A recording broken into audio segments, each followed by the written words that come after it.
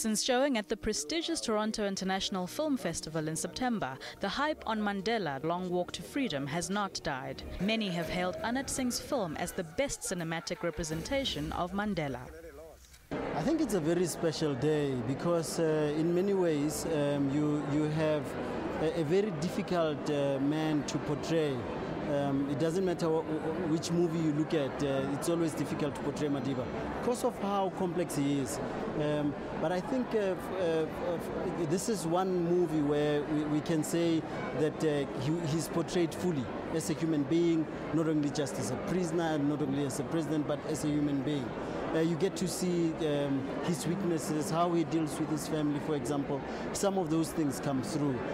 Since ascending to South Africa's presidency, the much-loved struggle icon who heralded the end of apartheid has been depicted on film a number of times, the most notable being Clint Eastwood's 2009 film Invictus.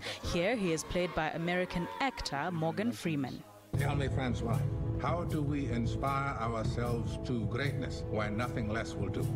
How do we inspire everyone around us? Based on the book The Human Factor, the movie Invictus explores how the political prisoner turned president used the 1995 Rugby World Cup in South Africa to bring blacks and whites together after decades of violence and mistrust. That Mandela has not been played by a South African, at least until Mandela's Gun, that is currently being filmed, has not gone down well with many South Africans. Since I became a Minister of Arts and Culture, I've been undated with these concerns that whenever we do great movies in South Africa, the lead actors are not South Africans.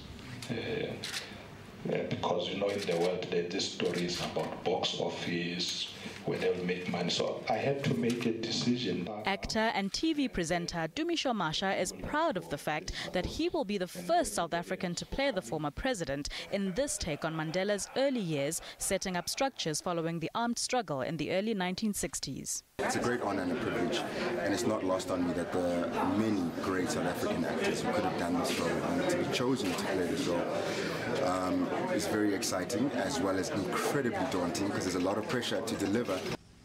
Yes, I agree. Following Invictus, the 1997 film Mandela and de Klerk starred Sidney Poitier and Michael Caine and has been lauded as a polished production, with Poitier especially commended for his dedication to diction.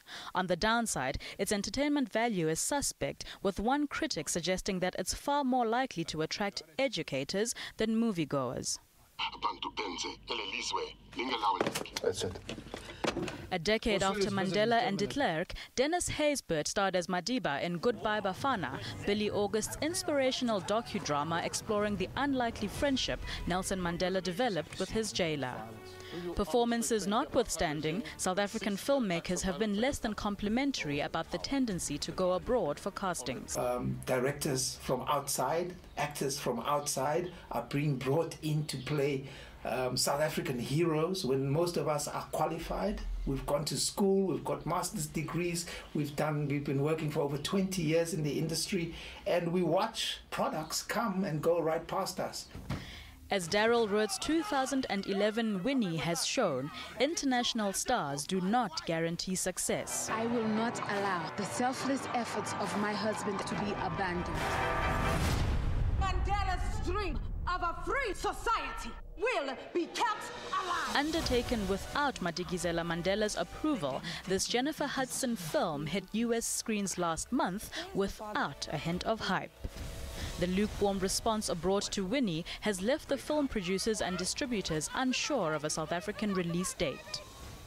Whether or not other future Nelson Mandela projects will feature South Africans in the lead remains to be seen, but what is certain is that the slowly transforming industry needs to decide how to balance the cultural imperative with the return on investment.